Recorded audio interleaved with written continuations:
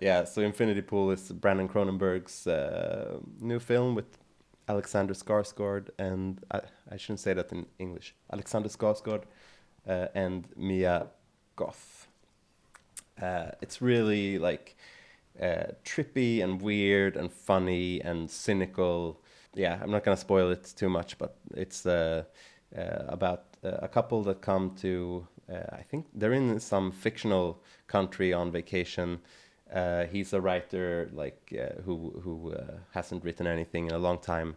Their relationship is on the down, and then he meets these people they meet a couple who seem very interesting, and then things get really bizarre.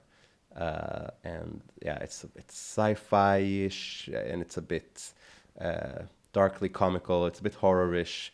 It goes a lot of different places. I thought it was really fun, very much in the trend of like Eat the Rich films coming, and I thought it was a good it was a good addition to that trend. I liked it. Totally. Although What Eat the do you Rich, think, Josh? so an Eat the Rich film, help me define it. Is that about like, is that more like Fuck the Rich, you know? Maybe more. This is more Fuck the Rich and less Eat the Rich. Yeah. Yeah, And it's more not based on- about like revolution, but it is about like, yeah, it's a bit if like Darren Aronofsky made a season of White Lotus. That's what what Infinity Pool feels like. That is a good descriptor because, you know, I love a dark film, but I just find it ugly or something, you know. Yeah, Even though, and I was very excited because I liked Possessor, which Brandon Cronenberg did beforehand. Yeah. But this film, I thought it was a cool idea and I was so excited. But then it just goes completely off the rails. It's mad. It derails itself from its plot, and it has so many different ideas, and it doesn't really stick to one in a way that sees anything through to. And then towards the end, I just can't think what he could have been going for that is profound or meaningful. So I just assumed that I don't get it. I don't know, man. You know. Yeah, I'm not gonna spoil the ending, but at the end, I was really left with a feeling of like, ugh, in like the best way possible. And I really liked that. It felt like waking up after like a really bad hangover and just feeling really like empty inside.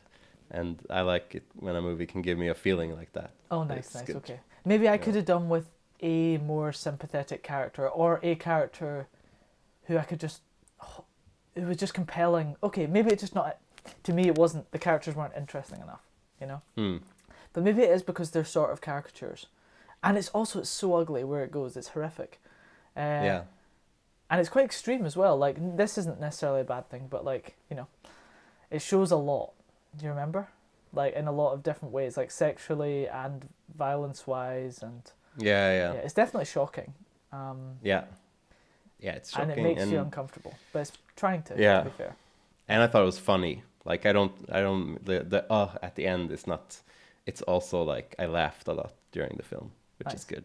It would have been quite overwhelming in the cinema. I watched it in a morning on Blu-ray, you know, and then maybe I just went in the wrong time. But hey, it's not not a breakfast film. It's not a breakfast film. I think that was maybe an issue. Yeah. Hey, I'm Josh the Scot. And I'm Mårten the Swede, and this is an excerpt from our film review podcast called The SCOT And the Swede, where every episode we review a new film and an old film, somewhat related, and then do another shorter recommend of a Scottish film. And a Swedish film. So yeah, if you want to listen to the whole episodes, you can find us on Spotify and Apple Podcasts and any podcasts streamer of your choice.